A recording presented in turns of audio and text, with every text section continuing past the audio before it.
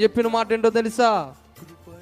యేసుక్రీస్తు ప్రభు వారు, అయ్యా నీవిచ్చే కానుక కాదు నాకు ముఖ్యం. ఏంటంట? నువ్విచ్చేటువంటి కానుక కాదు నాకు ముఖ్యం, నువ్విచ్చేటువంటి హృదయం ఉందో చూడండి, ఆ హృదయం నాకు ముఖ్యం. కనుక ఆ హృదయంలో ఏమి లేదు, సమాధానము లేదు. నీ అన్న మీద నువ్వు కక్ష పెట్టుకున్నావు, లేదా నీ తమ్ముడి మీద నువ్వు కక్ష పెట్టుకున్నావు, నీ సహోదరుని మీద నువ్వు కక్ష పెట్టుకున్నావు. వెళ్ళి మొదట నీ సహోదరుడితో సమాధాన పడొచ్చి కానుక పెట్టిలో కానుక వేయి. దేవుని బిడ్డలారా, ఏమన్నాడు? యేసుక్రీస్తు ప్రభు వారు పలికిన మాట కదా ఇది. మరి ప్రభు బలారాధన క్రమంలో పాల్గొంటున్న మనము